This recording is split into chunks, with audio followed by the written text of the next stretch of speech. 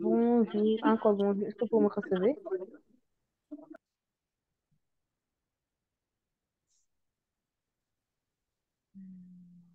Allô, allô, vous m'entendez?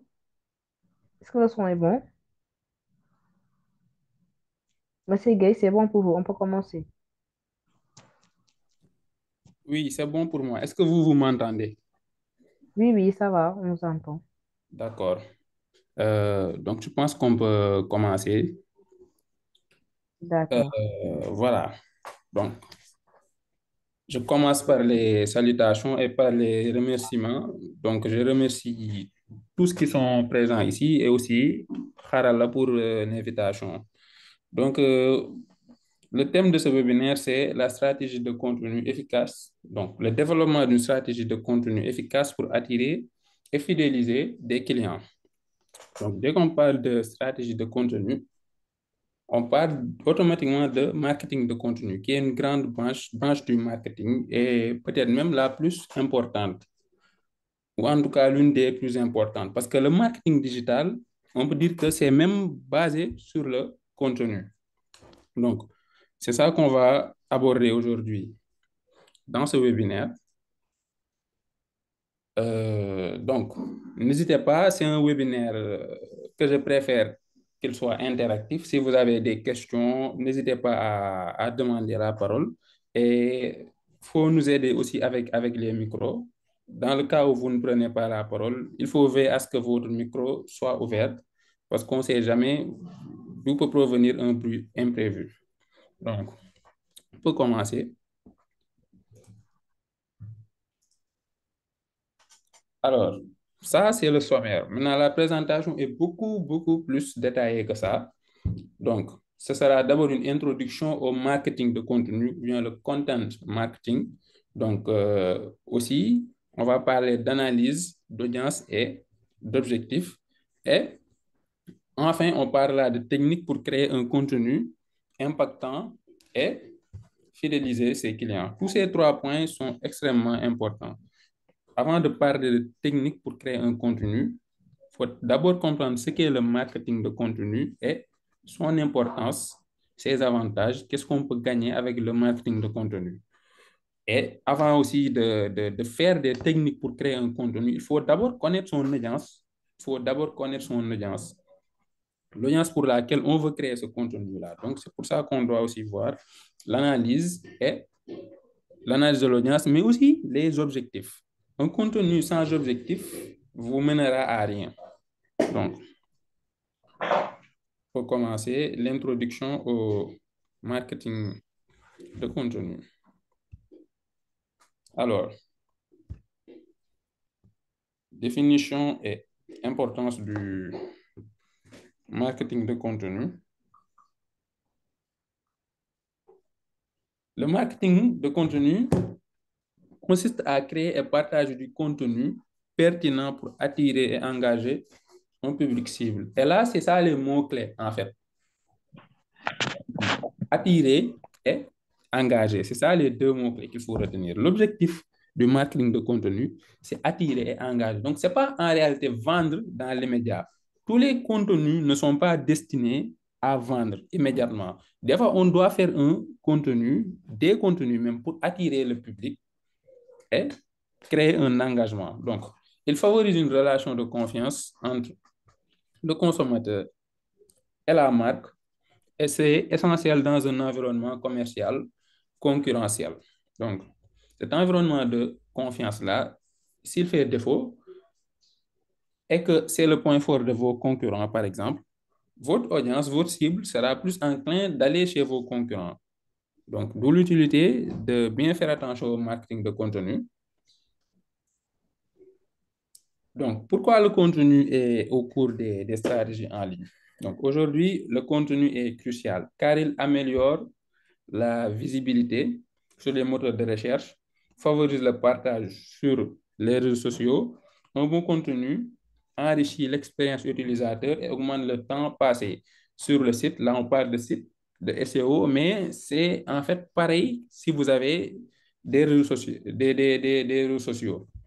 Donc, on vous dit là que le contenu est crucial car il améliore la visibilité sur les moteurs de recherche et favorise le partage sur les réseaux sociaux. Premièrement, pourquoi le contenu améliore la visibilité sur les moteurs de recherche? Donc, les moteurs de recherche, c'est tout ce qui est Google, Bing, etc. Si vous avez un site, il faut que votre site soit visible sur les moteurs de recherche pour que les gens puissent y accéder en faisant des recherches. Donc, le contenu, ça permet la visibilité sur les moteurs de recherche parce que quand vous publiez du contenu dans votre site web, là, on commence par le cas d'un site web, vous êtes en train de mettre des mots-clés en réalité dans votre site web. Vous pouvez faire des contenus qui sont basés sur les intentions de recherche de votre cible, par exemple. Vous avez une cible, vous vous dites, ça c'est ma cible, elle est susceptible de rechercher ça et ça sur Google. Et donc, en réponse à ça, je vais écrire du contenu dans mon site web pour que ces mots-clés-là figurent dans ce contenu-là. De ce fait, je vais capter cette cible-là. Donc, ça, c'est un cas. Le cas de visibilité sur les moteurs de recherche, ça, c'est grâce aux mots-clés, mais aussi par les visites. S'il y a du contenu qui est attractif, qui attire des gens, il y a beaucoup de visites sur votre site. Et les visites, c'est quelque chose aussi qui joue sur le référencement d'un site. Donc, et euh, on parle ici de partage sur les réseaux sociaux aussi.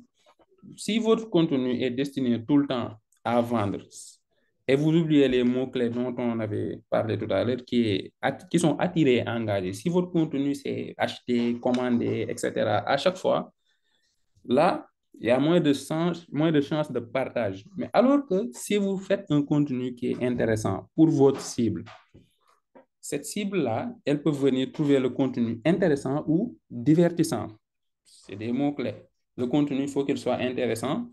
De nos jours, le contenu, il faut qu'il soit divertissant aussi de préférence. S'il trouve ça, il y a la chance que cette personne-là puisse partager ce contenu avec notre réseau. Là, on gagne en visibilité, on gagne en notoriété et en faisant quelque chose de divertissant pour cette cible-là, on est en train aussi de créer un lien entre nous et la cible. Donc, un bon contenu donc, enrichit l'expérience utilisateur et augmente le temps passé sur le site, ce qui est bénéfique pour le SEO. Le SEO, donc, c'est le Search Engine Optimization, bien optimisation sur les moteurs de recherche. Bon, des fois aussi, on va vous parler de référencement. C'est faire de telle sorte que notre site apparaisse dans les premières positions dans les moteurs de recherche. Donc, le bénéfice du marketing de contenu pour les entreprises. Donc, les entreprises bénéficient d'une visibilité. Les entreprises bénéficient d'une visibilité accrue, d'une meilleure acquisition de clients et d'une fidélisation à long terme grâce au contenu de qualité. Cela se traduit par une augmentation des ventes et un renforcement de la crédibilité de la marque sur le marché. Parce qu'en réalité, si vous faites du contenu aussi, surtout quand vous faites du contenu voilà, qui sensibilise, du contenu qui éduque, là, vous êtes en train de vous positionner en tant qu'expert.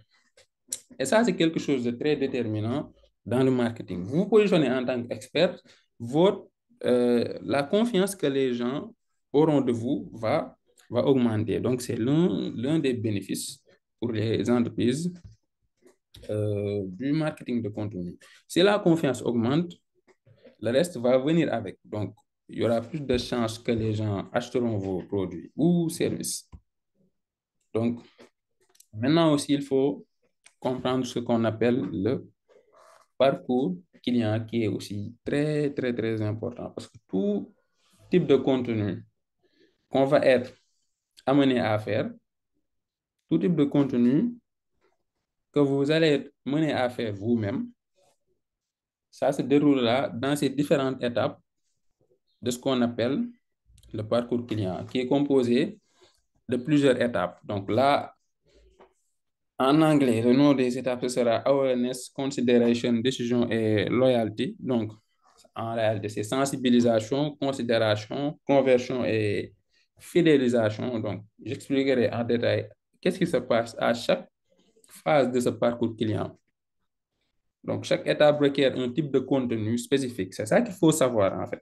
Le client, il a un parcours qu'il qu'il emprunte avant d'aller à l'achat et de revenir à l'achat même, dans le meilleur des cas. Et pour chaque étape en réalité de ce parcours, il faut lui proposer le bon type et le bon format de contenu. Et ça, malheureusement, c'est la remarque que j'ai faite. Beaucoup de gens publient du contenu, c'est la majorité même, mais vraiment, ils ne prennent pas en compte le parcours client, alors que c'est extrêmement déterminant. Et ceux qui se démarquent, ceux qui font les meilleurs contenus, ceux qui ont les meilleures stratégies, c'est les personnes qui prennent évidemment en compte ce parcours client-là. Et pourtant, c'est l'un des B.A.-ba. C'est important. Il faut créer un contenu qui est spécifique pour chaque étape du parcours client. Donc, le parcours client, là, c'est quatre phases. La phase de sensibilisation. À la phase de sensibilisation, qu'est-ce qui se passe? On essaie de sensibiliser le client ou la cible, disons la cible. À la phase de sensibilisation, on essaie de sensibiliser cette cible-là sur notre produit. Essayer de faire connaître notre produit, essayer de sensibiliser la cible sur le besoin de notre produit. Là, on ne crée pas le besoin. C'est impossible de créer un besoin, mais on essaie de lui faire prendre conscience qu'il a besoin de notre produit. C'est ça la phase de sensibilisation. Donc, il faut créer ces contenus-là quand vous faites du marketing de contenu, des contenus qui montrent que votre cible a besoin de votre produit ou votre service, du contenu qui éduque votre cible à votre produit. Et si ça arrive et que la personne réalise qu'il a besoin, parce que c'est ça l'objectif de la phase de sensibilisation, c'est de faire réaliser à la personne qu'il a besoin de notre produit ou bien de notre service. Là, dès qu'elle réalise ce besoin-là, elle passe à la phase de considération. La phase de considération, c'est quoi maintenant? La personne connaît son besoin, OK? À la phase de considération, elle sait qu'elle a un besoin. Supposons qu'on vend une souris pour ordinateur. Elle sait qu'elle a besoin de la souris. Même si c'est vous qui lui avez fait découvrir cette souris-là, ce n'est pas forcément chez vous qu'elle va l'acheter. Donc, le défi à la phase de considération, c'est de convaincre la personne pour que, au moment d'acheter, qu'elle vienne chez nous plutôt que chez la concurrence. C'est de montrer aussi à la personne que notre produit est meilleur que le produit de la concurrence. Pour ça qu'on parle de considération. Là, la personne est en train de considérer les différentes options entre l'option que vous proposez, vous, et l'option de la concurrence. Maintenant, le défi à cette phase-là, c'est de faire de telle sorte que la personne viendra vers vous plutôt que chez la concurrence. Donc, là aussi, il faut créer du contenu qui prend en compte cette phase de considération du parcours client. Des contenus, il y a des contenus bien spécifiques pour cette phase de considération-là, tels que les comparatifs, par exemple. Du contenu, il y a un contenu qu'on appelle le brand content, donc le contenu de marque, un contenu qui va mettre en avant votre marque, hein, qui va mettre en avant vos qualités, vos avantages, donc les qualités, les avantages de votre produit, mais aussi les résultats de votre produit. Il y a une phrase que j'ai entendue une fois, on dit que les gens n'achètent pas le produit, ils achètent pourquoi vous le vendez. Mais il y a une autre phrase, même plus déterminante ici, on dit que les gens n'achètent pas un produit, ils achètent un résultat. Un résultat. Donc, il faut bien montrer le résultat de votre produit dans cette phase de considération-là. Voilà. Donc, montrez le résultat, montrez les avantages de votre produit, montrez vos avantages, vous, en tant que marque, ou bien en tant qu'entreprise, en tant que freelance même. Là, depuis tout à l'heure, je parle de marque, d'entreprise, mais si vous êtes un freelance même, d'une certaine manière, vous êtes une entreprise vous-même. Donc, vous pouvez faire une stratégie.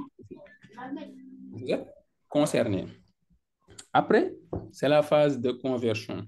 À la phase de considération, l'objectif, c'était de se démarquer de toutes les options qui étaient différentes de ce que nous proposons en tant que marque, ou en tant que freelance ou en tant que je ne sais quoi d'autre.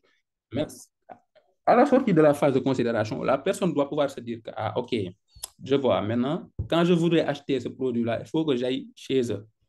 Ça, si vous parvenez à donner cette mentalité-là à la personne, ça veut dire que vous avez fait passer la phase de considération à cette personne-là avec succès. Vient maintenant la phase de conversion. Donc, c'est là où vous allez vendre. Parce que jusqu'à présent, le contenu de sensibilisation, ce n'était pas pour vendre dans l'immédiat. Pareil pour le contenu de considération. Mais pour le contenu de conversion, là, vous vendez. Là, vous vendez. Voilà, sans rien cacher en réalité. Là, on ne parle plus d'attirer et d'engager. Là, on vend. Sensibilisation, considération, c'était pour l'attirance, engagement, etc. Tout ce qu'on peut dire. Mais pour la phase de conversion, là, on vend. On vend. Le contenu, ce sera du hard, c'est ce qu'on appelle le hard selling content. Un contenu qui vend, voilà, sans détour. Et maintenant, vous n'allez pas vendre à toute votre audience. Non, non, non. Il faut filtrer votre audience. Il faut vous assurer que les personnes qui vont voir ce contenu de conversion-là, il faut être sûr que ce sont les personnes qui ont passé la phase de considération. De ce fait, vous allez faire un ciblage bien précis. Ça, c'est important. D'ailleurs, même c'est pour ça qu'on parle d'entonnoir. Si vous regardez la forme du parcours client, là, elle a la forme d'un entonnoir. Le haut est plus large et plus ça descend, plus c'est étroit. Parce que le haut, la phase de sensibilisation, il y a beaucoup plus de gens qui connaissent leurs besoins que de gens. J'ai fait une erreur. À la phase de sensibilisation, il y a beaucoup plus de gens qui ne connaissent pas leurs besoins en réalité, qui n'ont pas encore conscience de leurs besoins que de gens qui en ont conscience. Donc, c'est pour ça que cette étape-là de l'entonnoir est beaucoup plus large. Et parmi ces gens-là qui ont réussi à prendre conscience de leurs besoins, ce n'est pas tout le monde qui se dira que quand ils voudront acheter le produit ou le service, donc en l'occurrence votre produit ou votre service, ils viendront chez vous. De cette raison, à cause de ça, la phase de considération aussi est beaucoup plus restreinte que la phase de sensibilisation. Pareil aussi pour la phase de conversion. Parce que ce ne sera pas tout le monde qui sera prêt à l'achat après la phase de considération. De ce fait, la phase de conversion ici est beaucoup plus restreinte. Vous voyez, là, c'est plus large, là, c'est moins large, là, c'est encore moins large parce qu'il y a moins de personnes qui passent dans cette phase-là. Et donc, il faut toujours s'assurer que le contenu de conversion, c'est les gens qui ont passé la phase de considération qui vont le voir. C'est important. Seuls les gens qui ont passé la phase de considération doivent voir le contenu de conversion. De préférence aussi, les gens qui ont passé la phase de sensibilisation, doit être eux qui doivent voir le contenu de considération. Maintenant, ici, il y a quelque chose qui n'apparaît pas. Entre la phase de considération et la phase de conversion, il y a une phase qu'on ajoute maintenant. Donc, ça, c'est dans le marketing digital moderne, disons, même si le marketing digital est moderne, mais il y a d'autres avancées encore plus modernes dans le marketing digital. Entre la phase de considération et la phase de conversion, on peut ajouter une phase qui s'appelle le retargeting. La phase de retargeting, c'est-à-dire la phase de reciblage. Le retargeting, c'est quoi? On peut le faire sur un site web, on peut le faire sur les réseaux sociaux, on peut le faire même de manière manuelle en réalité. C'est le recyclage, c'est-à-dire par exemple, je vous donne un exemple. Alibaba, AliExpress ou Alibaba, n'importe lequel ils le font très bien. Vous allez télécharger l'une de ces deux applications-là. Vous allez chercher n'importe quel produit, n'importe lequel. Vous retournez sur Facebook, vous allez trouver là-bas une publicité de Alibaba ou de AliExpress qui va vous recommander cette même catégorie de produits-là. C'est parce qu'ils ont fait un reciblage. Le reciblage, c'est faire de telle sorte que une publicité va être diffusée aux gens qui ont consulté notre site web, mais uniquement aux gens qui ont consulté notre site web ou notre application. Si vous n'avez jamais consulté notre site web ou vous n'avez jamais consulté notre application, on peut faire de telle sorte que vous n'allez pas voir cette publicité-là. C'est ça le reciblage. Et il n'y a pas avec un site web ou une application qu'on peut faire du reciblage. Avec Facebook, Facebook qui est en termes de marketing le réseau social le plus poussé, le réseau social qui offre le plus de personnalisation. Avec Facebook, par exemple, c'est possible de faire un retargeting qui est basé sur une publication. On peut faire de telle sorte que on va faire une publication et seuls les gens qui ont vu cette publication-là, bien les gens qui ont réagi à cette publication-là, pourront voir une autre publicité qu'on va faire. Donc, ça permet aisément de passer à la phase de considération et cibler uniquement les gens qui ont vu nos contenus de considération à la phase de conversion. Mais aussi à la phase de conversion, il faut retenir que ce n'est pas que du contenu qu'il faut faire. Là, notre thème principal, c'est le contenu. Mais la phase de conversion, ça concerne aussi toutes les actions qu'on peut mettre en place pour faciliter l'achat à notre cible. Donc, offrir un maximum de commodité et de facilité pour faciliter l'achat. Ça aussi, c'est important de le faire à la phase de conversion. Et la dernière phase, c'est la phase de fidélisation, donc qui est la plus simple à expliquer. C'est faire de telle sorte que quand la personne achètera notre produit, qu'il puisse revenir dans le cas où il a besoin d'un produit similaire. C'est ça la phase de fidélisation. Donc, vous faites ça, vous avez un entonnoir, voilà. Si vous avez du contenu bien spécifique pour chaque étape de ce parcours-là, bien spécifique pour chaque étape, et vous savez bien faire les transitions entre les différentes étapes et bien cibler les gens qui proviennent des précédentes étapes, vous avez déjà une bonne stratégie de contenu. Voilà. Ça, c'était concernant le parcours client. C'est très important. Il faut toujours le prendre en compte. Et ça va rejoindre ce qu'on avait dit tout à l'heure. Donc, il est crucial d'identifier les besoins de contenu à chaque étape du parcours client. À chaque étape. Un contenu adapté répond aux questions des utilisateurs et les guide efficacement, augmentant ainsi la probabilité de conversion et de satisfaction. Donc, je retourne ici. À chaque étape, il y a des questions que l'utilisateur ou la cible est susceptible de se poser. Et là, votre contenu, l'objectif de votre contenu doit être de répondre à ces questions-là de la meilleure des manières possibles. Voilà. Vous prenez une étude de cas de réussite. HubSpot. Si vous êtes professionnel du marketing, forcément, vous devez connaître HubSpot, normalement.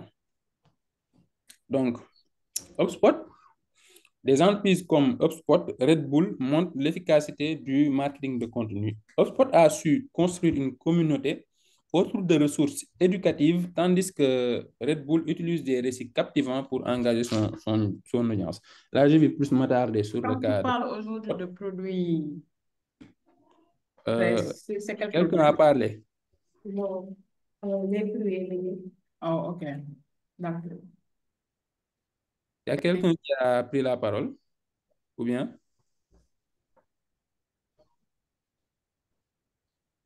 Allô?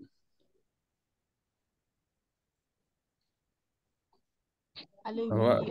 oui, poursuivez. Je pense qu'elle avait oublié d'éteindre son micro. Ah, ok.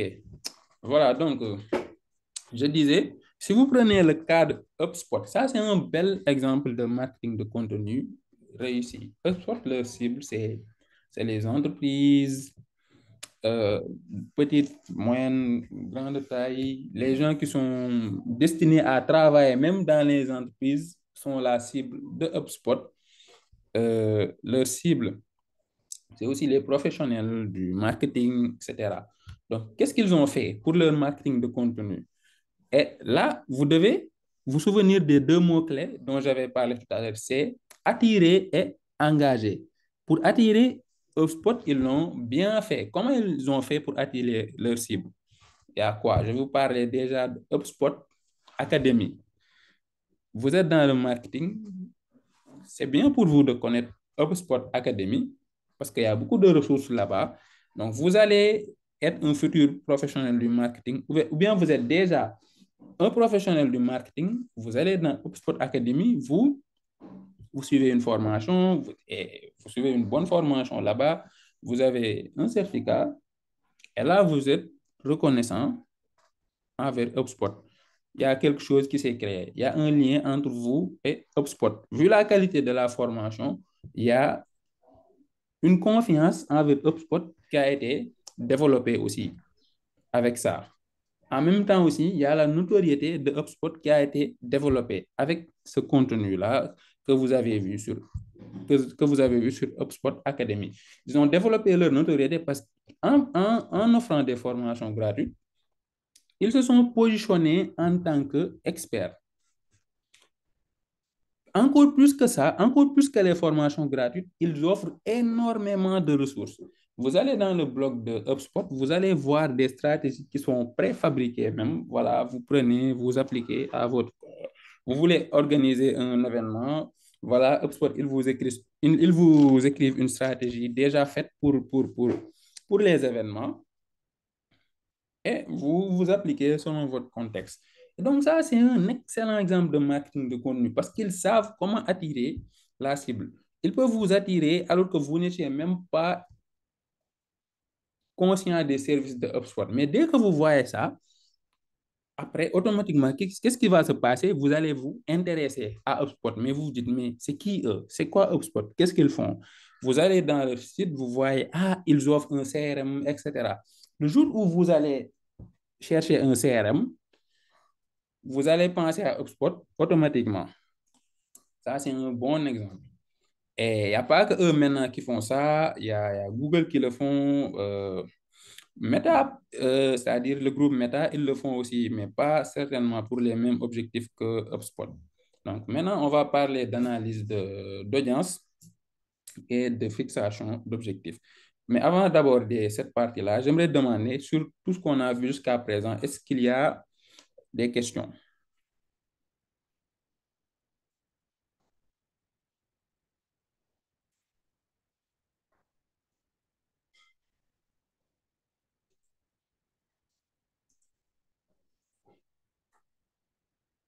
Alors, c'est parfait. On va continuer. Donc, analyser son audience et fixer des objectifs. D'abord, on parle d'identification de son public cible. C'est important. Vous dites que vous allez créer du contenu. On parle ici de développement d'une stratégie de contenu pour attirer et fidéliser ses clients. Mais avant de faire ça, il faut d'abord connaître ses clients, bien évidemment. Donc, la première étape, donc, c'est identifier l'audience cible, c'est-à-dire c'est qui votre cible. Cette identification permet de concentrer les efforts de marketing sur les segments les plus susceptibles d'acheter et d'interagir avec la marque. En marketing digital, on est dans la précision. On est dans la précision. On ne fait pas des publications que tout le monde doit voir, mais on fait des publications pour notre cible. On est dans l'optimisation, on est dans la précision. Et plus on entre dans l'optimisation, plus on se concentre sur les chiffres et sur la cible, et on finit même par payer de l'argent, même pour mieux faire cette personnalisation-là. C'est ça qu'on appelle le marketing de performance. Mais là, ce n'est pas le thème.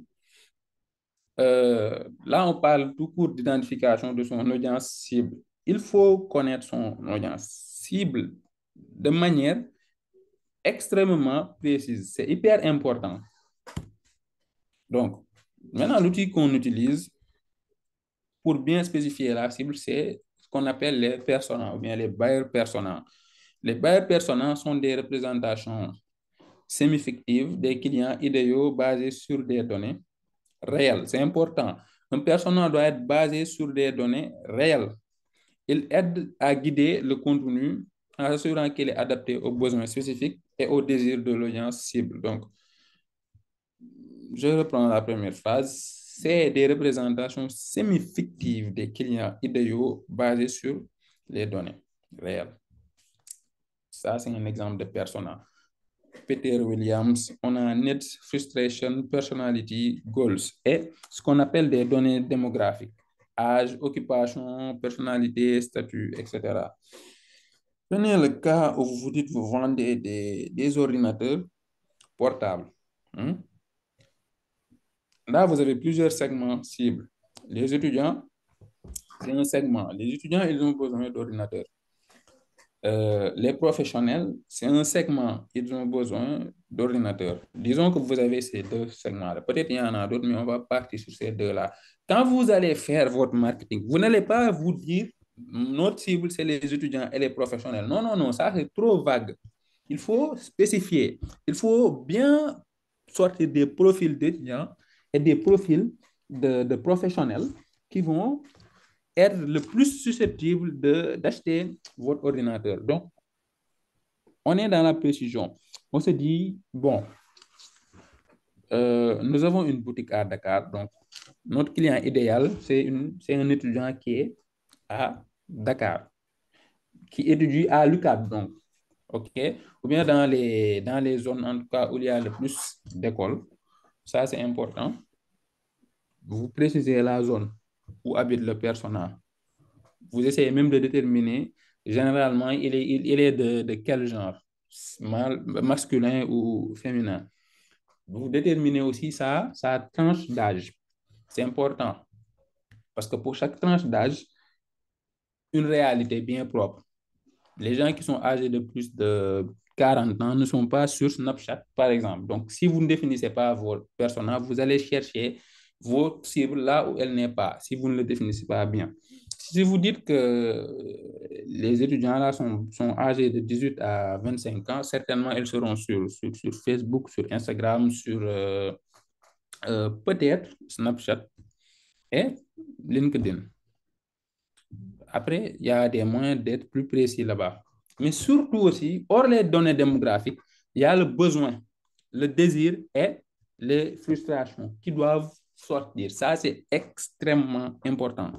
Les besoins du personnel, ces désirs. Les désirs, pourquoi les désirs? Je vous donne un cas. Pourquoi les iPhones se vendent si bien? Tout le monde a besoin d'un téléphone. Ça, c'est clair.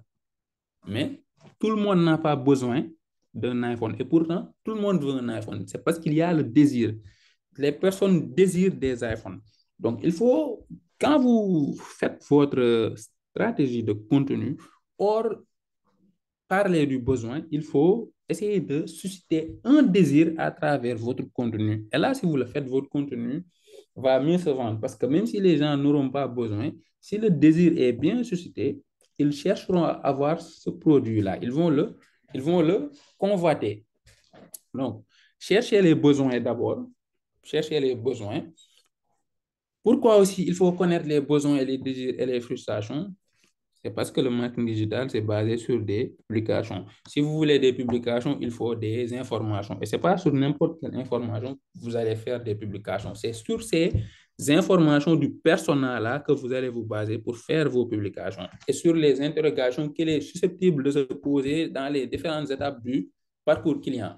Donc, ces besoins, il a des besoins. Vous publiez pour montrer que vous êtes une marque, une entreprise, etc., qui apporte une solution à ses besoins. Vous essayez de créer un désir. Bon, créer un désir, ça se crée, contrairement à un besoin. Bien, vous essayez d'identifier les désirs qu'il a. Ils ont déjà des désirs, vous les identifiez et vous montrez que votre produit aussi, à travers vos publications, peut combler les désirs de ce persona-là, mais aussi les frustrations ou bien les pain points. Ces deux termes peuvent venir, ou bien les problèmes. On peut appeler ça problème, frustration ou pain point. Problème, c'est le plus simple à comprendre, c'est les problèmes de votre cible, donc de votre persona. Quel problème il rencontre? et vous montrez que votre produit est une solution à ces problèmes-là à travers votre communication. Personnalité, but, ça c'est important. Mais surtout, les besoins, les désirs, les besoins, les désirs, les frustrations. Les frustrations et les données démographiques. Et il faut retenir aussi qu'il ne faut pas créer un seul persona quand on fait une stratégie de marketing, de contenu. Il faut créer au moins quatre personas, minimum 4 personas. Et les personas, ça ne va pas se limiter au marketing de contenu, mais il faut créer un persona pour votre stratégie de marketing en réalité. Pas que pour le contenu, mais toute la stratégie, vous aurez besoin du persona. Et même hors le marketing digital, vous aurez besoin de persona dans d'autres domaines. C'est très bon à savoir. Voilà, il faut aussi analyser les comportements et les besoins. Donc, ça rejoint ce qu'on avait dit tout à l'heure. Au niveau du persona, les besoins et les désirs. Donc, l'analyse approfondie des comportements d'achat et des besoins des clients permet d'affiner la stratégie de contenu en utilisant des outils d'analyse de données. Il est possible d'avoir des insights sur des interactions et préférences des clients. Des outils d'analyse de données, vous avez au moins une fois entendu, pour citer des outils juste de Google Analytics, vous avez une fois entendu des outils qui sont proposés par Meta pour l'analyse de données. Il faut les utiliser et bien analyser. Or ces outils-là même, faire des questionnaires, par exemple, ça, des enquêtes, des questionnaires, tout ça, ça peut être utile pour mieux connaître votre cible.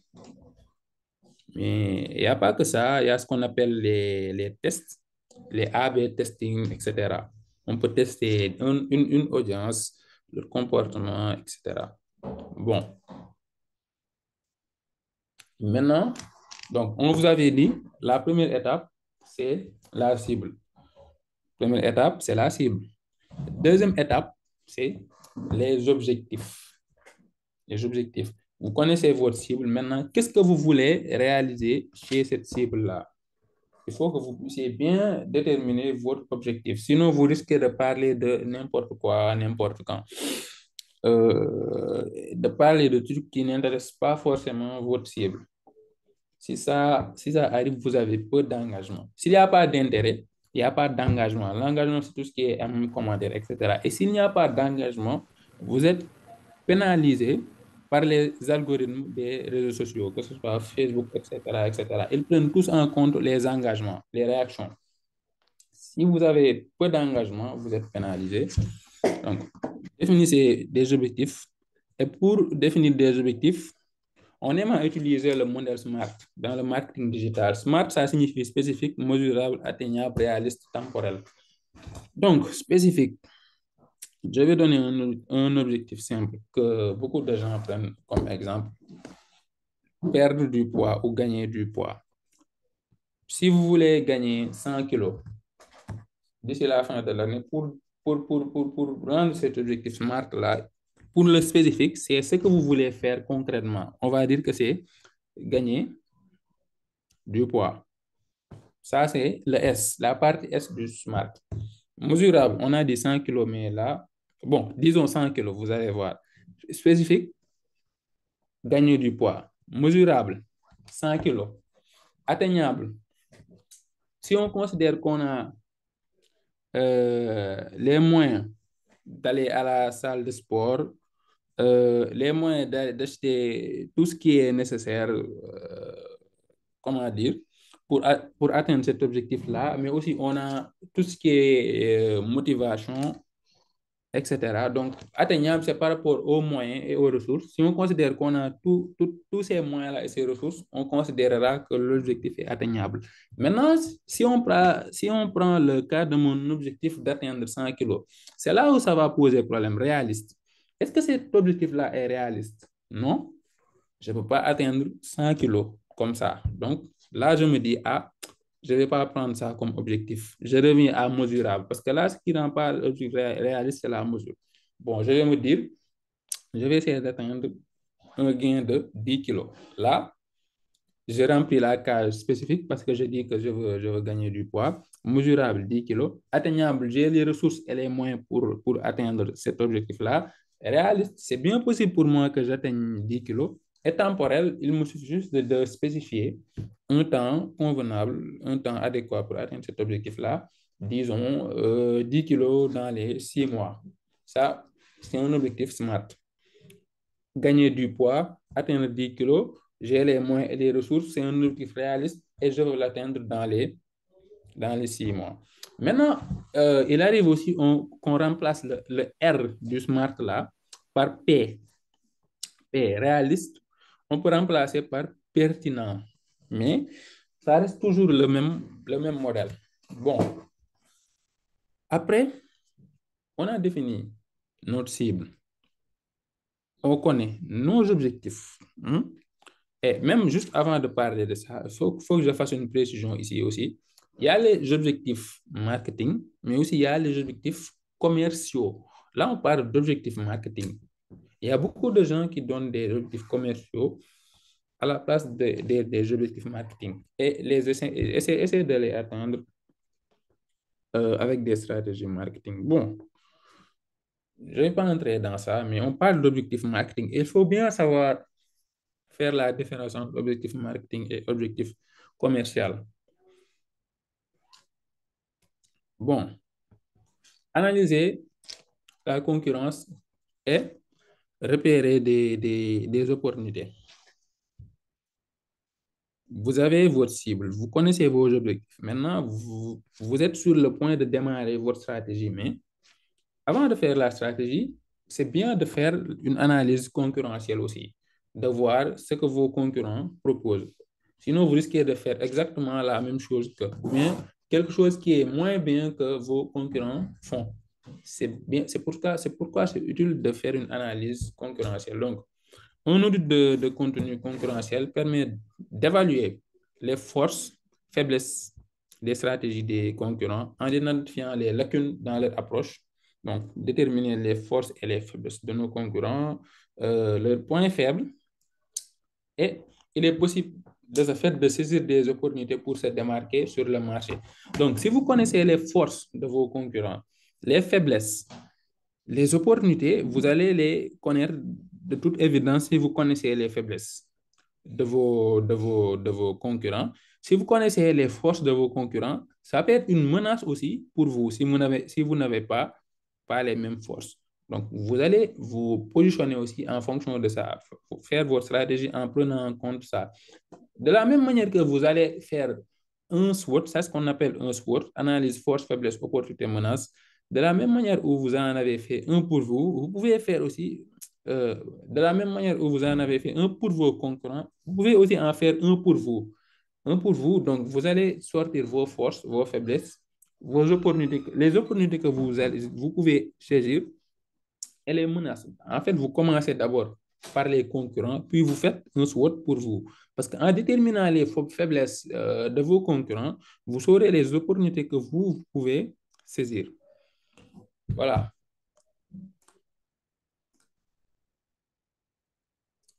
Là, on va parler maintenant de la création de stratégies de contenu personnalisées, mais toujours encore, avant d'aborder cette partie-là, je vais demander s'il n'y a pas de questions.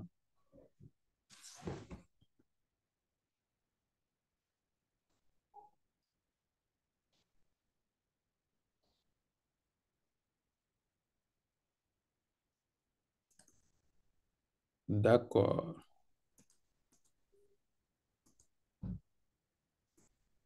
Donc, créer une stratégie de contenu personnalisée. D'abord, Allô, Monsieur Gay, oui. je pense qu'il y a un participant qui veut poser une question. Il l'a écrit dans le chat. Désolé, je n'avais pas vu. Oui. Mhm. Ah, ok, le T. Le T du smart. Voilà, je vais revenir sur ça tout de suite. Le T, c'est temporel en fait, temporel. Temporel, c'est dire sur quelle durée vous voulez atteindre l'objectif. Un objectif, il doit être temporel. Si vous voulez gagner de l'argent, si votre objectif c'est gagner de l'argent, il faut préciser la durée pendant laquelle il faut atteindre cet objectif-là, ou bien la durée maximale. Vous n'allez pas donc dire juste gagner de l'argent, mais gagner de l'argent avant décembre. Là, c'est pas smart. Si je dis, par contre, gagner 15 000 francs avant décembre, là, c'est presque smart. Parce que j'ai rempli la case spécifique, j'ai rempli la case mesurable en disant 15 000 francs. Quand j'ai dit avant décembre, j'ai rempli la case temporelle. Maintenant, il reste le cas du A et de R. Est-ce que j'ai les moyens d'atteindre cet objectif-là, gagner 15 000 francs? J'ai la force. Si j'ai la force, j'ai l'énergie, etc. Tout ce qui est moyens et ressources, si je l'ai, je peux dire que l'objectif-là, il est atteignable. Et est-ce que c'est réaliste? Atteindre 15 000 francs d'ici la fin de l'année. C'est un objectif bien réaliste. Donc, est-ce qu'il est pertinent? Peut-être que les 15 000 francs là seront d'une certaine utilité. S'il remplit tous ces 5 éléments-là, il est smart. Temporel, donc c'est juste la durée. La durée pendant laquelle il faut atteindre l'objectif. C'est juste une durée qu'il faut préciser. Est-ce que c'est compris? Voilà. OK. On était ici. Une stratégie de contenu Excusez-moi personnalisé. encore. Oui. Il y a une autre personne qui a demandé s'il faut payer pour bien cibler. Ah, ouais. Voilà. Pour choisir. Voilà. Pour la cible. Soit c'est cible, oui. Voilà. Bon. Oui et non. Pourquoi je dis oui et non? Pourquoi il faut... Pourquoi d'abord? Non. Pour créer un persona, donc pour spécifier, disons, pour spécifier sa cible, on n'a pas besoin de payer. On n'a pas besoin de payer. Toi, tu te dis que tu vends des maquillages. Là, il te suffit juste de réfléchir et ta cible est en train de sortir. Maquillage, c'est pour qui? Pour les filles. Pour qui encore? Précisément, peut-être, bon, ça dépend du type de maquillage. Peut-être ce sera les jeunes filles. Mhm. Dès que tu dis le prix du maquillage, tu sauras aussi pour généralement quel type de jeune fille, etc. Donc là, il te suffit juste de réfléchir, mais aussi de faire quelques recherches, de poser quelques questions pour déterminer, pour déterminer la cible. Là, tu n'as pas besoin de payer. Mais par contre, arrivé au moment de faire des campagnes publicitaires, c'est là où le paiement va venir. Que ce soit Facebook, Instagram, n'importe quel réseau social, pour spécifier une cible dans une publicité, il faut payer. Déjà, dès qu'on parle de publicité, on parle de partie payante, quoi. La publicité, c'est pas gratuit. Quand on fait une campagne publicitaire, on doit payer pour faire, pour faire cette publicité. Et il y a une option qui est offerte là-bas, c'est le ciblage personnalisé. On peut cibler par tranche d'âge, on peut cibler par centre d'intérêt. Voilà, il y a beaucoup d'options de ciblage. Par exemple, sur Facebook, juste on peut faire une publicité qui sera visible uniquement par des gens qui ont un Samsung, par exemple, ou bien par des gens qui ont un Tecno. Ça, c'est possible. Supposons que vous vendez des coques pour Tecno. Vous faites ce genre de publicité-là. Vous n'avez pas besoin vous n'avez pas besoin que les gens qui ont des Samsung voient votre publicité, ou bien les gens qui ont des iPhones. Facebook maintenant vous offre cette possibilité-là. Vous pouvez faire une publicité qui sera uniquement visible par les gens qui ont des technos. C'est bien possible, hein? C'est même possible d'en faire une qui sera uniquement visible par les gens qui ont des iPhones, des Samsung, etc. C'est possible de faire une publicité qui est uniquement visible par ceux qui sont mariés, une publicité qui est uniquement visible par ceux qui sont à Dakar, ou bien tous ces critères-là en même temps, etc. Donc, c'est très, très avancé. Mais avant de pouvoir faire ça, il faut déterminer sa cible, ses personnages. Et pour faire ça, on n'a pas besoin de payer. Est-ce que c'est bon?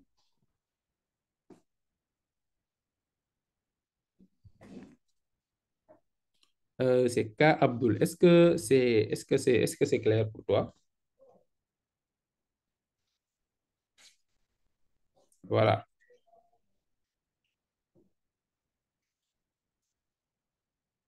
Donc, créer une stratégie de contenu personnalisé. D'abord, il y a le positionnement éditorial. Qu'est-ce qu'on a fait? Maintenant, on a déterminé la cible. L'objectif, il est sorti. On a fait une étude concurrentielle aussi. Ce qu'il faut faire maintenant, c'est le positionnement éditorial. Positionnement éditorial. Donc, ça détermine comment votre contenu sera perçu par votre audience. Une définition claire aide à établir une voix unique et une perspective qui résonne avec les valeurs et les besoins des consommateurs. Bon, ce que je vais spécifier ici, c'est qu'une marque a besoin d'un ton et d'une voix. C'est primordial. Et beaucoup de gens font cette erreur-là encore ici au Sénégal avec le marketing digital. Presque tout le monde communique tout le monde communique de la même manière, particulièrement sur TikTok. C'est horrible. Bon, le ton et la voix. Le ton, c'est quoi? Bon, avant de parler du ton, même parlons de la voix. La voix, c'est le message. C'est ce que la marque veut véhiculer. Quel message veut véhiculer cette marque-là? Qui est cette marque? C'est ça la voix. Une marque doit avoir une voix et un ton, donc une identité. Pour se démarquer, vous devez avoir une voix et un ton. Comment déterminer la voix de votre marque? Et ça ne concerne pas uniquement les gens qui vont faire du marketing. Même si vous faites du graphic design, vous devez pouvoir être en mesure de déterminer les voix et les tons des marques pour pouvoir bien faire leur identité visuelle. Pour la voix, vous vous dites simplement, si la marque était une personne, quelle serait sa personnalité? Là, vous le faites, vous avez la voix. Vous avez la personnalité de la marque. Vous personnifiez la marque, en fait, et vous vous dites aussi, si la marque était là, assise, à côté de moi, qu'est-ce qu'elle voudrait me dire? Vous prenez Harala, par exemple, comme exemple. Si Harala était ici, devant moi, quel message Harala voudrait me transmettre? Quel message Harala voudrait me transmettre? Ça, vous êtes en train de spécifier la voix de la marque. Et vous vous dites aussi, si Harala était ici devant moi, quelle serait sa personnalité? C'est ça la voix d'une marque. Il faut la spécifier. Donc, c'est la personnalité, mais aussi le message que la marque veut vous transmettre. Après, vous avez spécifié la voix, il faut spécifier le ton. Le ton, c'est plus simple que la voix. Maintenant, vous savez, le message que la marque va transmettre, le ton, c'est comme sa définition, hein, c'est sur quel ton la marque va communiquer.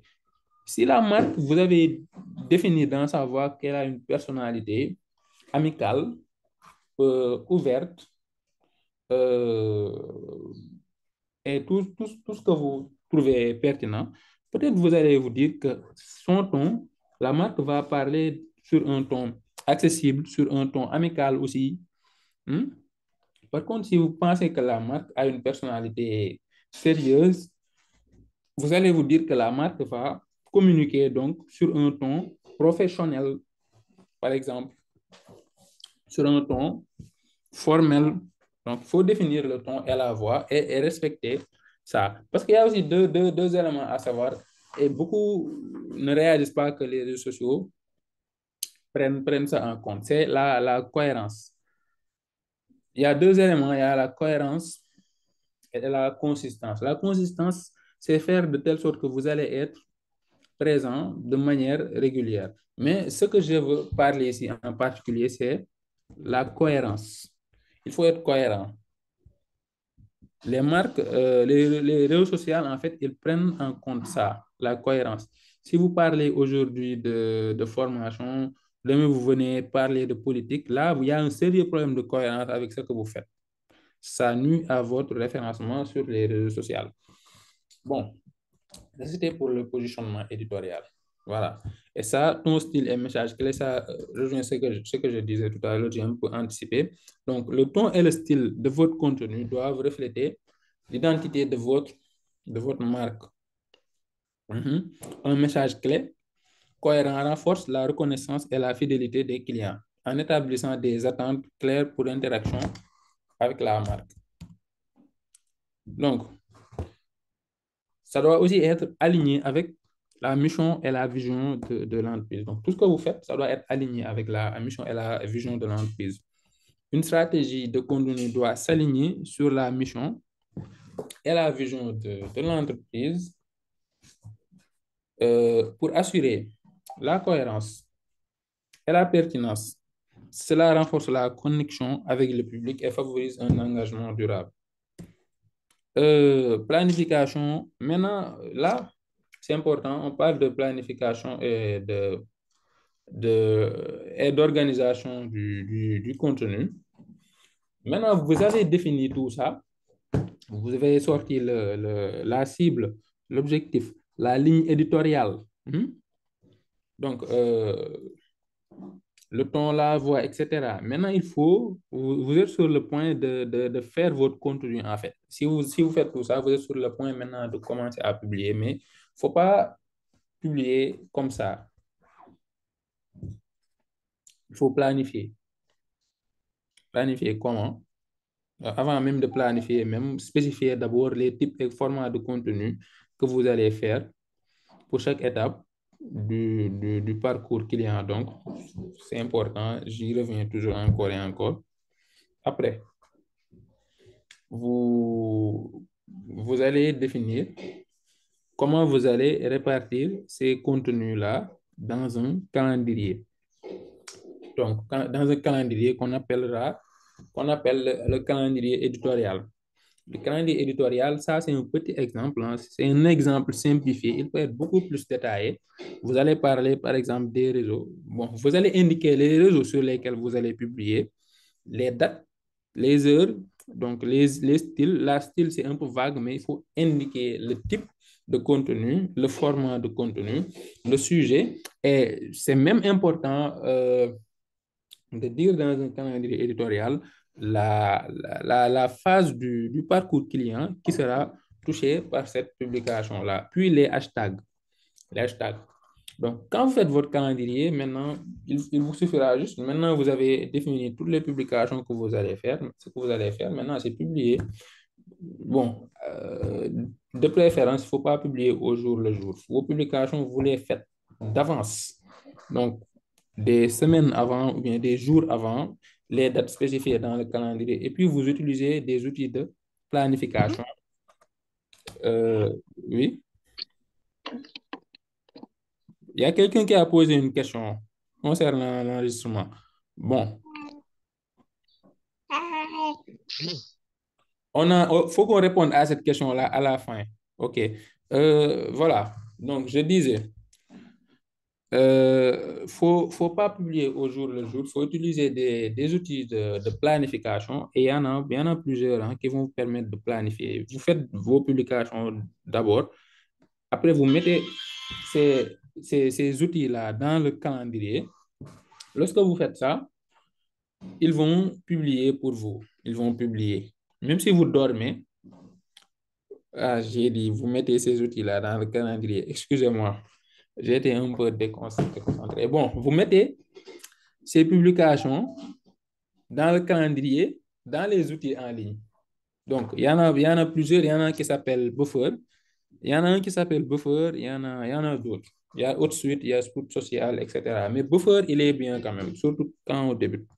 Bon, même Buffer. Bon, vous mettez vos publications dans Buffer, vous indiquez les dates, les heures, les jours, voilà. Et même si vous dormez, même si vous êtes malade, Buffer va faire cette publication pour vous. OK. Voilà, et ça rejoint tout à l'heure le calendrier. Bon, et ça rejoint même tout ce qu'on a dit depuis le début. Il faut utiliser les bons formats de contenu. Toutes les cibles n'ont pas le même niveau de l'aise pour tous les formats.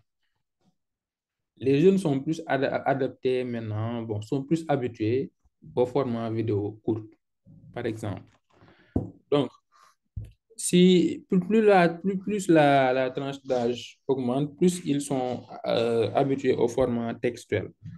Donc, il faut adapter le format de contenu, donc blog vidéo, à votre public cible et à leurs préférences. C'est crucial pour maximiser l'engagement. Choisir le bon format permet de délivrer le message efficacement. Voilà, technique pour créer un contenu impactant et fidélisé. Maintenant, on est sur les techniques. Techniques, mais bon. Question? Voilà. Et il y a quelqu'un qui a demandé, est-ce que les publications planifiées créent plus de l'engagement qu'une publication réelle? En réalité, c'est la même chose, hein? Il n'y a pas de différence. Il n'y en a pas une qui crée plus d'engagement qu'une autre. Si vous utilisez un outil de planification même, ça ne sera pas visible en réalité. Bon, il y avait Twitter, hein, Twitter qui faisait cette précision-là. Quand vous utilisez Buffer, par exemple, Twitter met Buffer pour montrer que vous avez utilisé Buffer. Mais là, ça n'existe plus. Maintenant, c'est impossible de savoir qu'on a utilisé un outil de planification quand on fait nos publications. Donc, il n'y a pas de différence. Pour le côté engagement, mais chez vous, en tant que professionnel du marketing, il y aura une grosse différence parce que si vous planifiez vos publications, vous aurez plus de temps pour vous concentrer sur d'autres choses. Plus de temps pour vous concentrer sur d'autres choses. Comme quoi? Comme l'écoute et l'engagement. Écoute, écoute et engagement. Écoutez vos publications, donc voir s'il y a des j'aime, des commentaires, etc. Si vous êtes tout le temps là à faire des publications, vous allez avoir du mal à répondre, donc à vous engager sur toutes les réactions de vos publications. Et si vous ne planifiez pas, supposons que vous êtes dans un cas où vous avez un empêchement, où vous êtes malade, le jour où vous avez planifié de publier, là, vous n'avez pas publié et votre calendrier est faussé, votre planning est faussé. C'est un problème. Donc, il faut planifier. C'est mieux.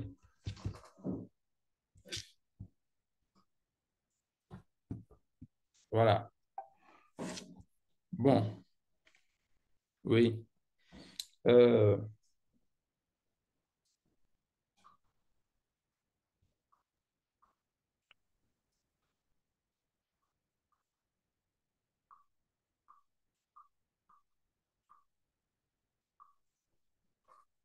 Continuons. Technique pour créer un contenu impactant et fidélisé. Là, on est dans les techniques. Storytelling. On en parle beaucoup. Comment raconter une histoire captivante. Le storytelling est une méthode puissante pour engager les utilisateurs parce que ça crée un lien en réalité quand vous parlez en, en faisant de telle sorte que dans votre récit, vous racontez une histoire. Donc, en utilisant des récits authentiques, les marques peuvent renforcer leur identité et créer des émotions positives qui augmentent la fidélité des clients. Je vais vous donner deux exemples. Un exemple, en fait. Regardez, un message sans storytelling et un message avec storytelling. Et vous verrez qu'il y a une grosse différence entre les deux. Donc, voilà la version sans storytelling. Apprenez à augmenter vos ventes et développer votre activité grâce à notre formation en marketing digital sur Harala. Vous découvrirez des stratégies efficaces comme le SEO, la publicité et l'optimisation des réseaux sociaux. En suivant cette formation, vous serez capable de générer plus de trafic, de convertir vos visiteurs en clients et de multiplier vos revenus. Inscrivez-vous maintenant et donnez un nouveau souffle à votre business. Bon, ça, c'est la version sans storytelling. Maintenant, regardez, avec la version avec storytelling, il y aura une différence nette. Ça, c'est la version avec storytelling. Je lis. Imaginez Aminata, une jeune entrepreneuse pleine d'ambition qui rêve de développer sa petite boutique de mode en ligne. Tous les jours, elle passe des heures à publier sur les réseaux sociaux, mais ses ventes stagnent. Un jour, elle découvre une formation complète en marketing digital sur Harala. En quelques semaines, elle apprend à maîtriser les stratégies de publicité en ligne, à optimiser son site pour le SEO et à convertir ses visiteurs en clients fidèles. Aujourd'hui, sa boutique génère 3 fois plus de revenus. Et Aminata a même embauché une assistante pour l'aider. Vous aussi, comme Aminata, transformez vos rêves en succès grâce à notre formation en marketing digital. Là, vous voyez qu'il y a une sacrée différence quand même entre les deux versions. Entre la version avec storytelling et la version sans storytelling. Et vous serez tous d'accord que la version avec storytelling est beaucoup mieux, beaucoup meilleure que l'autre. Donc, voilà déjà une méthode pour créer un lien, créer de l'engagement, le storytelling. Après, le SEO, donc, ça revient encore et encore. Parce que beaucoup de gens, après, bon, pour développer leur business, ils vont se lancer sur un site web. Pour développer leur business, ils vont se lancer sur un site web. Ils vont créer un site. Ils vont avoir des objectifs à atteindre sur un site, sur ce site, sur leur site. Donc, mais malheureusement, peu importe votre site, la qualité de votre site, la beauté du site, le contenu, etc. Si vous n'avez pas un bon SEO, si vous n'avez pas un bon référencement, le site il ne sert à rien. Voilà. Donc, il faut bien optimiser vos contenus. Donc, l'optimisation est cruciale pour augmenter la visibilité en ligne. L'utilisation efficace des mots-clés, des balises et des métadescriptions permet d'améliorer le classement des moteurs de recherche, attirant ainsi plus de visiteurs. Ça, c'est l'optimisation dans le cas d'un site web. OK, quand on parle de balises et des métadescriptions. Mais sur les réseaux sociaux aussi, il y a une optimisation, il y a une sorte de SEO en fait en réalité. Et ça, là-bas, on ne l'appellera pas SEO, on va l'appeler SMO, Social Media Optimisation. Optimisation, Social Media Optimisation. C'est faire de telle sorte que aussi, les gens vont venir de manière organique dans vos réseaux sociaux. Parce que vous verrez qu'il y a beaucoup de marques, si elles ne font pas de publicité payante, il n'y aura pas de trafic sur leur page. C'est parce que ces marques-là ont un mauvais SMO, donc social media organics, gestion organique des médias sociaux. On peut dire que c'est le SEO, donc pour donner une définition très simple, c'est le SEO pour les réseaux sociaux. Avec quoi? Donc, essayez d'inclure des mots-clés dans ces publications, mais aussi avec les hashtags. Avec les hashtags. Mais aussi avec l'optimisation de vos profils, donc vos comptes, vos pages. Il faut bien les optimiser, bien spécifier ce que vous faites dedans. Voilà. Et il y a la création de visuels attrayants et professionnels. Ça aussi, ça fait partie des piliers même, l'identité et l'identité visuelle. Donc, les visuels jouent un rôle crucial dans l'engagement. En engagement, utiliser des outils comme Canva permet de concevoir des images infographiques qui complètent le texte et améliorent l'expérience utilisateur. OK, ça doit compléter le texte. Ça, c'est déjà dit. Mais ça doit aussi être cohérent avec votre voix et votre ton. On en avait parlé tout à l'heure. Les couleurs, donc votre identité visuelle, votre logo, votre police, donc votre typographie, tout ça doit être cohérent avec la personnalité de votre marque. C'est important. Ça permet d'être reconnu. Ça permet de rester dans la tête des gens. Ça permet aux gens de pouvoir se souvenir de vous. Voilà. Et on a aussi l'importance des réponses aux commentaires et messages. Maintenant, on a publié, on a pris tout ce qu'on a dit en compte. Quand on publie, il faut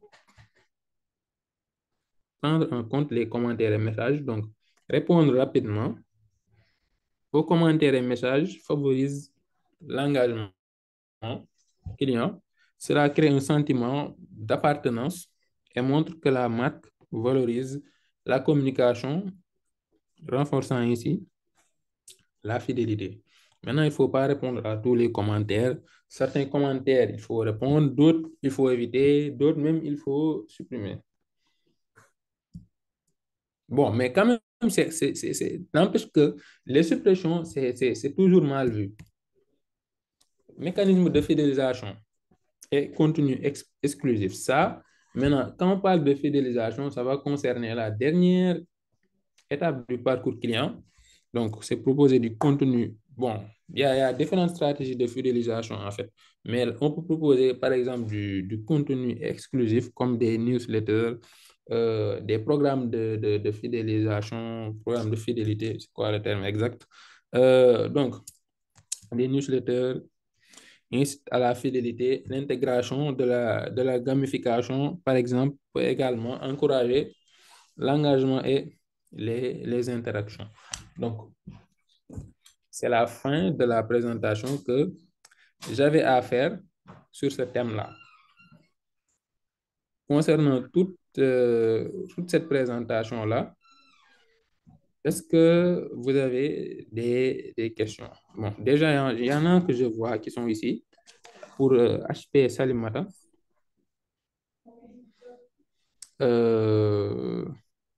Bonjour. Oui, Bonjour, monsieur, c'est Pape Ali.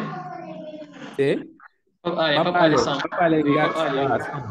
Pape Ali Ngak Samb, oui. Oui. Je suis étudiant à l'université chez Hamidou Kane. Mhm, Je suis titulaire d'une licence en communication digitale. mhm, Bon, j'ai entendu ce que vous venez d'expliquer. C'est vraiment pertinent. mhm. Merci. Mais j'aimerais juste vous suggérer une chose. Mhm, C'est-à-dire, est-ce que par rapport à vos explications que vous venez de dire, mhm.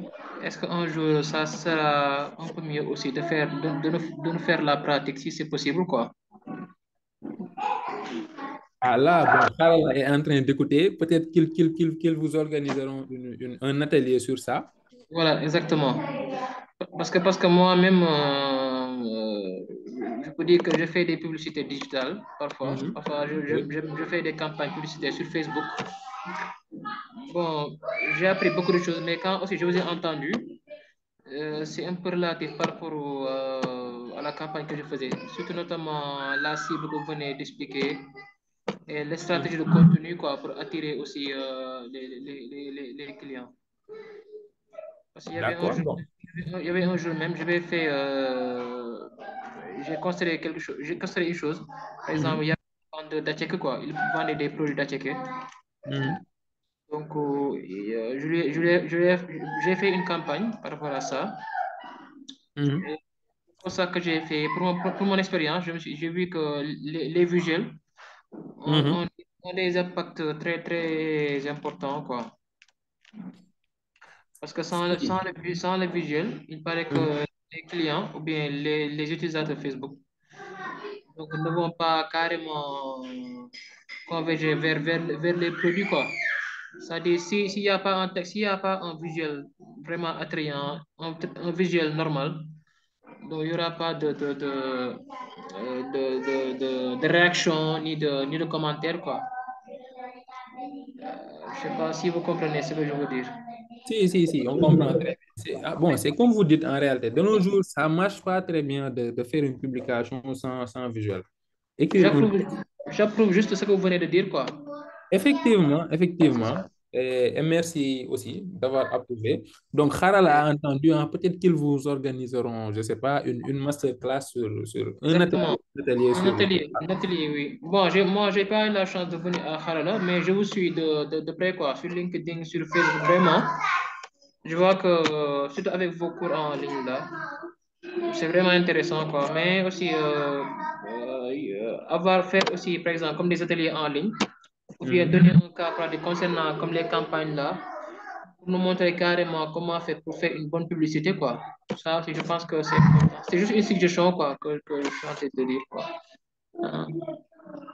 Bon, en tout cas, si tu regardes le site là, le site de Haral, là. Mhm. Tu verras, il y a beaucoup de ressources gratuites là-bas. Je pense que ce dont tu parles là-bas, il y a des formations sur ça.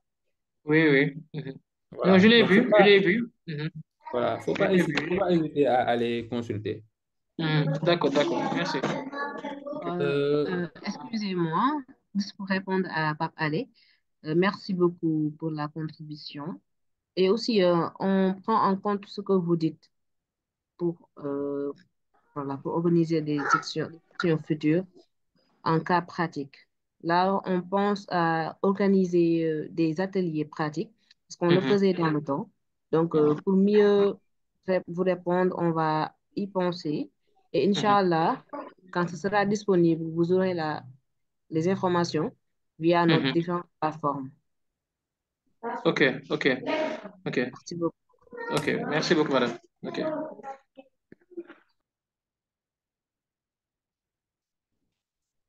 Voilà. Et pour revenir aux questions, il y a HP Salimata qui demande comment utiliser les CO, les indicateurs de temps. Là, cette question-là, par contre, je ne l'ai pas compris. Est-ce que tu peux être plus spécifique sur cette question-là? Je n'ai pas bien compris.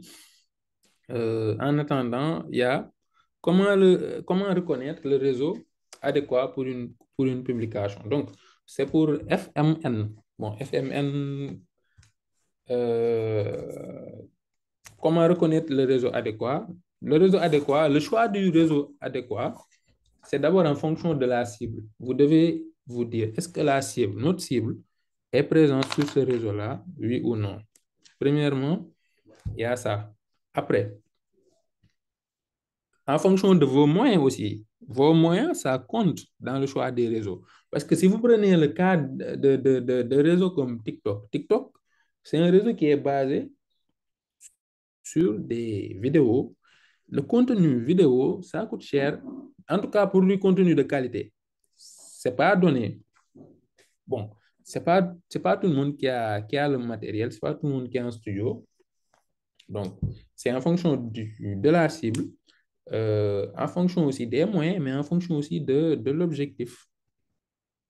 Si vous spécifiez bien ça, normalement, vous ne devez pas avoir de problème pour choisir un réseau social. Mais surtout en fonction de la cible. En fonction de la cible. Donc, et on me demande de revenir sur le retargeting. Le retargeting, c'est pour Sidi Bouyassou, n'est-ce pas? Sidi Bouyassou, il demande de revenir sur le retargeting. Le retargeting, en français, c'est reciblage. On peut faire un retargeting. Par exemple, vous vendez des accessoires informatiques.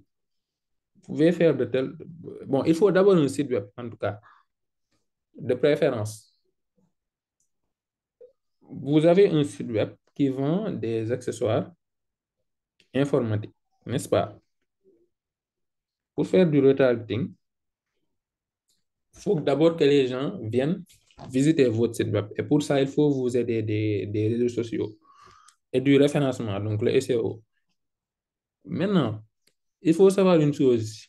Si la personne vient visiter votre site web et qu'il visite les pages de vos produits, ça veut dire que cette personne-là, c'est un prospect, c'est un client potentiel. Et c'est de ces clients potentiels-là qu'on a besoin pour leur montrer notre contenu de conversion, c'est-à-dire notre contenu pour vendre. Ce qu'on va faire maintenant, si la personne qui est entrée dans notre site web et qui a accédé aux pages de nos produits n'a pas acheté et qu'elle est partie, mais nous, on veut qu'elle achète. Ça, c'est notre objectif. On va faire du retargeting. On peut faire de telle sorte que quand cette personne-là quittera notre site web et qu'elle retourne sur les réseaux sociaux, comme Facebook par exemple, il y aura des publicités qui seront visibles uniquement par cette personne-là, uniquement par cette personne, hein, et pas par les autres personnes, uniquement par la personne qui est entrée dans notre site et qui a vu certaines pages. On va peut-être lui recommander les produits qu'elle a vus. On va les lui recommander encore, ou bien la même catégorie de produits pour le pousser à l'achat. Ça, c'est ce qu'on appelle le retargeting. On recible la personne. Elle entre sur notre site, elle sort, elle part ailleurs, on le recible là-bas. On la recible là-bas. Bon, faites l'expérience. Je vous suggère de faire l'expérience. Téléchargez Alibaba ou AliExpress. Si vous avez Facebook sur votre téléphone, Instagram, vous recherchez un produit sur Alibaba, vous entrez dans la page du produit, retournez sur Facebook ou Instagram, naviguez un peu, vous allez revoir les publicités de Alibaba et AliExpress sur la même catégorie que le produit que vous avez vu. Maintenant, qu'est-ce qui permet de faire ce retargeting-là? C'est ce qu'on appelle le pixel meta. C'est quelque chose que Facebook propose en réalité. Pixel meta, c'est un bout de code, hein? C'est juste un bout de code à installer sur votre site web ou votre application. C'est juste ça, ce pixel meta là. Aussi, bon, vous pouvez le faire, c'est pas forcément dédié à ce qui ont des sites web. Vous pouvez le faire sur des applications, sur des publications même. Vous pouvez faire un retargeting sur des gens qui ont vu une vidéo, par exemple, mais il faut que ce soit votre vidéo. Voilà. Sinon, tout le monde va se mettre à faire du retargeting pour les contenus de ses concurrents. Après, bon, FMN, j'espère que j'ai bien répondu à ta question. Pour Sidi, ouais, bon, c'était Sidi même, Sidi qui demandait cette question-là. Qui demandait de revenir sur le retargeting. Donc, Amadou Tal, il demande, faut-il forcément un site web pour un business? Non, vous n'êtes pas obligé d'avoir un site web, mais quand même, ce serait bien que vous en ayez un. De nos jours, voilà, c'est un canal très puissant que vous pouvez utiliser pour le marketing digital. Par exemple, le retargeting dont on a parlé tout à l'heure, si vous n'avez pas de site web, vos options de retargeting sont limitées. Voilà.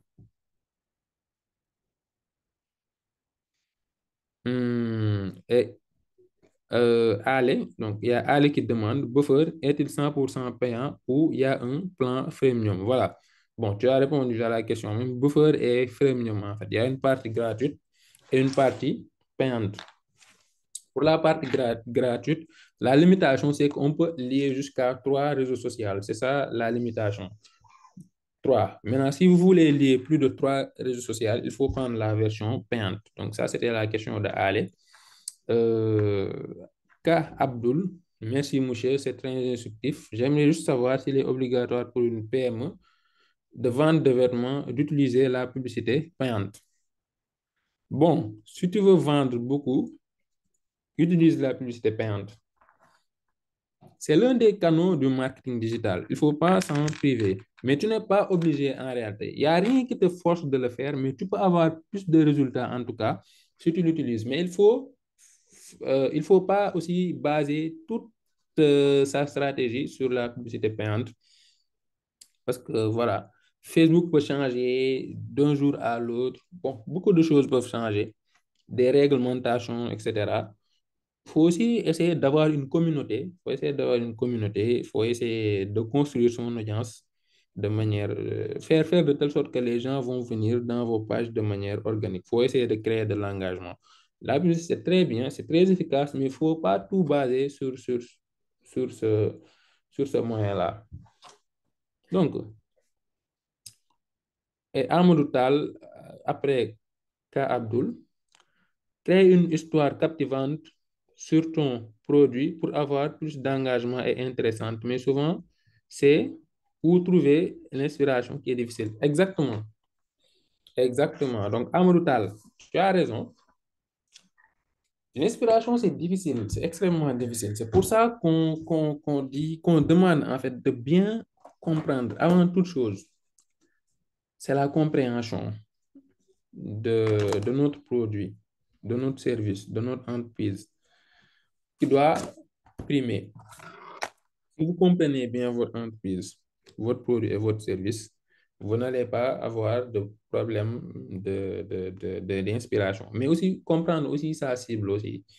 Comprendre sa cible, ses besoins, ses désirs, donc ses problèmes. Donc tout ça, c'est sur des choses que vous allez pouvoir publier. Vous allez pouvoir parler des problèmes de votre cible, de ses besoins, Donc, parlez de telle sorte que vous allez proposer des solutions à ces problèmes. Parlez de telle sorte que vous allez vous présenter comme la marque qui va combler son besoin. Parlez de telle sorte que vous allez combler ses désirs. Vous allez parler de vous-même, voilà, de vos avantages. Et il y a ce qu'on appelle le Lean Canvas, un tableau qui est composé de 9 cases. Si vous remplissez ce tableau-là, vous allez bien comprendre, en tout cas, si vous le faites bien, vous allez bien comprendre votre entreprise. Pas bon, pas encore même, on n'est pas encore même là-bas à la compréhension de l'entreprise, mais en tout cas, concernant votre produit, si vous remplissez bien le Lean Canvas, vous allez bien comprendre le produit. Et si vous comprenez le produit, vous n'allez pas avoir de problème d'inspiration pour parler de lui. Même chose aussi, il y a un outil qui s'appelle le cercle d'or. Vous faites un cercle d'or, vous avez aussi le pourquoi, le quoi et le comment du produit. Ça aussi, ça augmente votre compréhension et plus de compréhension, plus d'inspiration. Bon, c'est-à-dire maintenant, il y a quelqu'un qui a dit, c'est-à-dire les moteurs de recherche. Peut-être qu'elle a demandé, c'est quoi les moteurs de recherche? Je ne suis pas sûr, mais c'est tout ce qui est Google, tout ce qui est Bing. C'est là où tu vas pour faire des recherches. C'est ça un moteur de recherche. Bon, Abdulba a dit bonjour. Merci. Bonjour à toi aussi. Donc, quels sont les objectifs du calendrier éditorial? Ça, c'est une question de Marissard. Le calendrier éditorial, c'est un outil pour pouvoir planifier après ces publications. C'est pour ne pas se perdre. C'est pour éviter aussi de faire des publications au jour le jour, mais ça permet aussi de veiller à ce que nos publications sont bien alignées avec notre stratégie. C'est ça les objectifs du calendrier éditorial. Et Oumul Khairi, donc, elle demande pour la campagne publicitaire, peut-elle se faire sur Twitter ou bien c'est seulement sur Meta Business? Donc, vous pouvez faire des campagnes sur Twitter, hein, beaucoup de marques le font. Vous pouvez les faire sur TikTok aussi, sur LinkedIn. Ça se fait aussi sur LinkedIn. Bon, là, c'est le cas le plus rare quand même. C'est rare de voir des campagnes sur LinkedIn, mais ça existe. Le plus fréquent, c'est sur Facebook. Mais Twitter, beaucoup de marques utilisent ça. Bon, maintenant, on dit X. Maintenant, là, quelqu'un demande, peut-être c'est quand je parlais de Lynn Canva, voilà. C'est Sidi Bouyassou, il a demandé comment ça s'écrit, mais bon, on lui a donné la réponse même. Bon, Buffer. Quelqu'un demande comment Buffer fonctionne.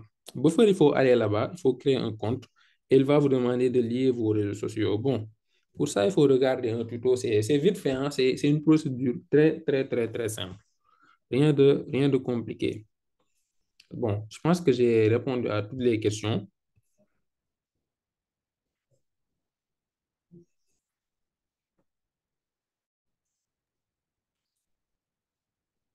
Bon, alors, Harala, qu'est-ce qu'on fait?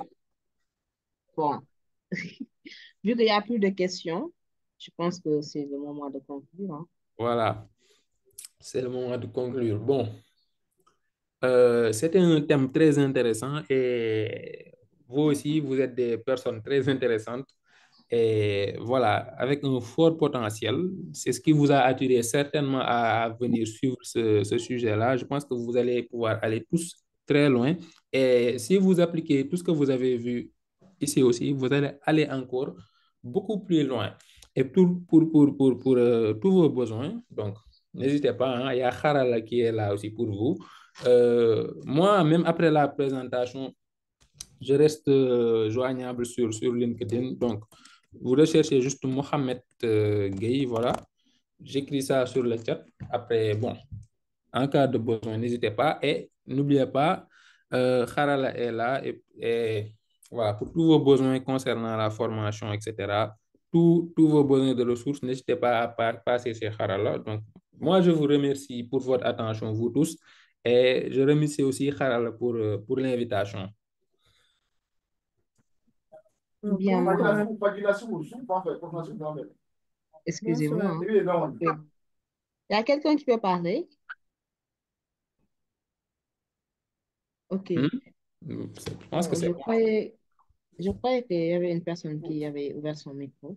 Oui, Donc oui, c'est moi. là, ah d'accord, vous pouvez parler. Ok, c'est bon, on vous écoute. J'ai une question relative par rapport au webinaire là. Je voulais savoir si les formations, les cours en ligne là, sont certifiés. Allô, est-ce que vous pouvez répéter la question? Je n'ai pas bien entendu. Je voulais savoir si les cours en ligne là sont certifiés.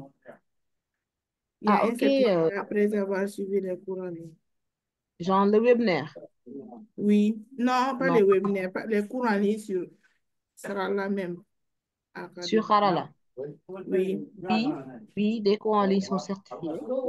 Parce que moi, je suis au Mali, je suis hors du Sénégal, quoi. Je ne sais pas si c'est Oui, oui. Après la formation, vous recevez une certification pour avoir suivi les cours. Vous ok, pouvez nous merci. contacter sur WhatsApp si vous voulez ou sur LinkedIn, à vous de voir, Ok, pour avoir plus d'informations.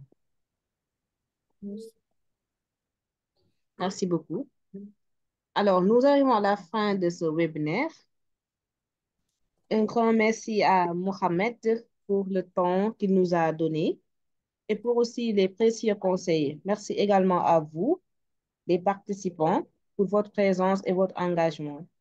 Nous espérons que cette session vous a apporté des idées concrètes pour améliorer votre stratégie de contenu. Si vous souhaitez aussi en savoir plus sur nos prochaines activités ou formations, vous pouvez nous suivre sur nos différents canaux. Sur ce, je vous souhaite un excellent week-end, autant pour moi. Merci, à très bientôt. Merci. So, Merci. I'm Excusez-moi, excusez-moi. Oui, Oui, en fait, parce que je suis arrivé en retard, parce que j'étais dû à le boulot. Je voulais juste demander si si on pouvait avoir, où est-ce qu'on pouvait retrouver l'enregistrement de ce webinaire? ah d'accord, j'ai oublié de répondre à cette question-là. Pour l'enregistrement, il sera disponible sur YouTube sous peu, Inch'Allah. Ok, d'accord. Merci beaucoup. Ok, merci beaucoup. Voilà. À la prochaine et merci d'avoir répondu présent.